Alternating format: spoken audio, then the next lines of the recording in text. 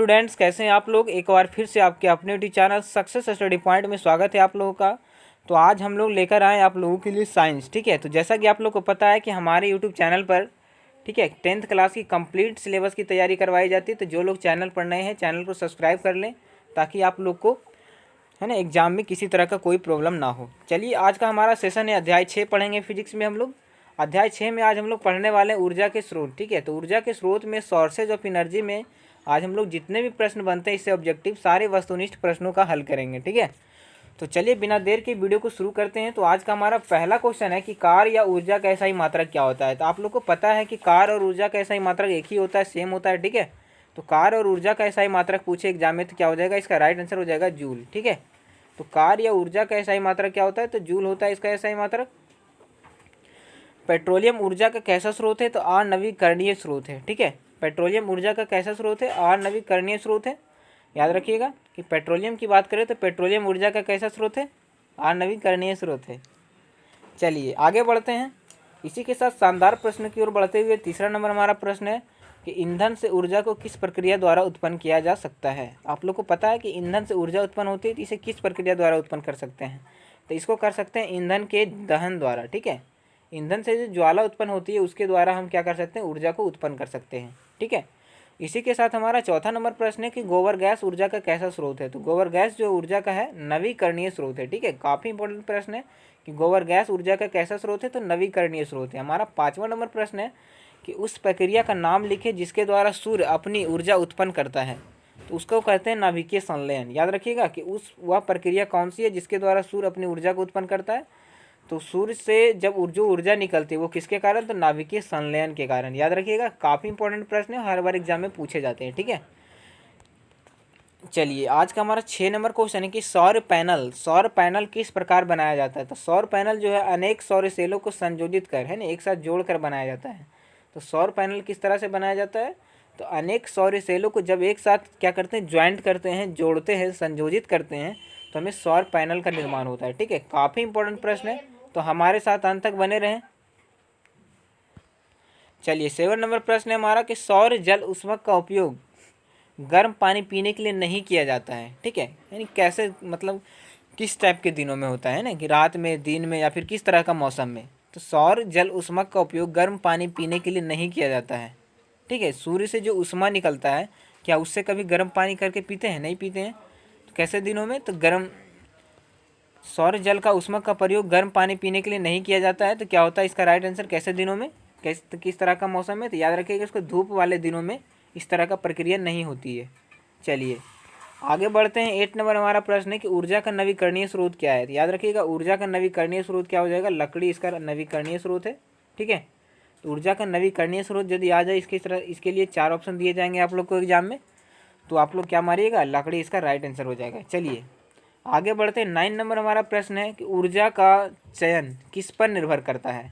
तो ऊर्जा का चयन जो है ऊर्जा के स्रोत पर निर्भर करता है ना, उसकी निष्कर्षण की सुगमता एवं लागत पर निर्भर करता है ऊर्जा का स्रोत। ठीक है, चलिए 10 नंबर हमारा प्रश्न है हमारा, काफ़ी इंपॉर्टेंट प्रश्न है और काफ़ी बार एग्जाम में ये प्रश्न पूछा गया है, तो बिल्कुल वीडियो को स्किप नहीं करना है, हमारे साथ अंत तक बने रहें।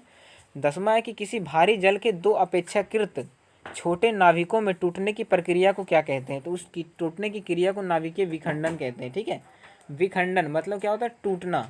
तो किसी भारी नाभिक के 2 अपेक्षाकृत छोटे छोटे टुकड़ों की क्रिया को क्या कहा जाता है, नाभिकीय विखंडन कहते हैं। काफ़ी शानदार प्रश्न है। चलिए 11 नंबर प्रश्न की ओर बढ़ते हैं। तो आज का हमारा 11 नंबर प्रश्न है कि जीवाश्म ईंधन की ऊर्जा का वास्तविक स्रोत क्या है। ठीक है, तो जीवाश्म है ना, जिसमें जीवों का अवशेष पाया जाता है उसको जीवाश्म कहते हैं। तो उसमें क्या हो जाएगा, जैसे हो जाएगा कोयला, कोयला क्या है, एक जीवाश्म है ना। तो कोयला जो है यानी कि जीवाश्म ईंधन की ऊर्जा का वास्तविक स्रोत क्या है, तो इसका राइट आंसर हो जाएगा सूर्य।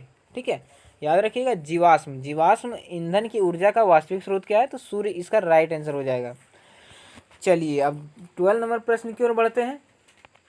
यहाँ देखिए 12 नंबर हमारा प्रश्न है कि 2 हल्के नाभिकों के जुड़कर, ठीक है, 2 हल्के नाभिकों, यहाँ नाभिक होगा, नाभिक यहाँ देखिए लिख रहे हैं आप लोगों के लिए, नाभिकों।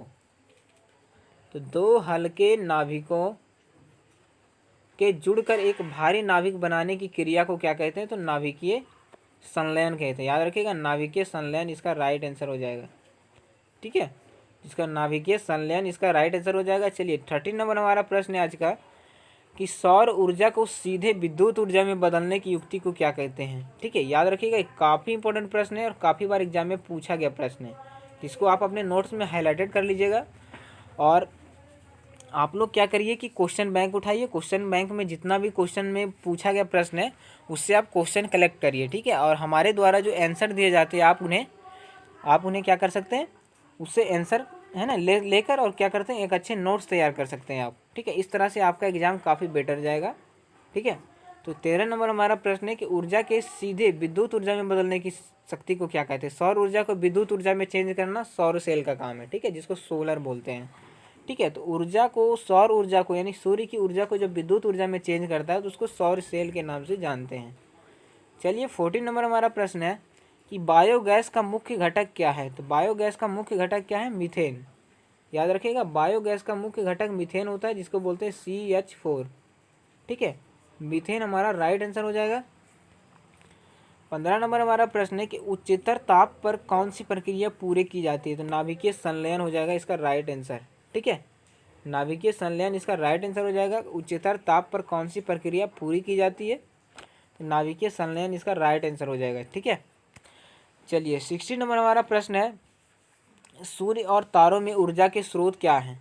तो सूर्य और तारों में नाभिकीय संलयन की अभिक्रियाओं के कारण सूर्य और तारों में क्या होता है, ऊर्जा के स्रोत हमें प्राप्त होती है। तो याद रखिएगा, सूर्य और तारों में ऊर्जा के स्रोत क्या है, तो नाभिकीय संलयन की अभिक्रियाएं, इसका राइट आंसर हो जाएगा। ठीक है, चलिए 17 नंबर हमारा प्रश्न है कि जो दहन कर ऊष्मा उत्पन्न करते हैं उन्हें क्या कहते हैं। तो याद रखिएगा, जो जल कर ऊष्मा उत्पन्न करते हैं उसको ईंधन कहते हैं। ठीक है, जो जल कर यानी दहन कर ऊष्मा उत्पन्न करते हैं उसको ईंधन के नाम से हम लोग जानते हैं।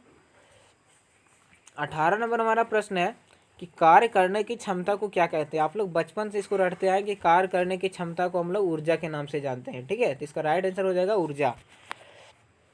देखिए आज का हमारा लास्ट क्वेश्चन है कि सौर सेल बनाने के लिए उपयोग में लाया जाने वाला पदार्थ क्या कहलाता है।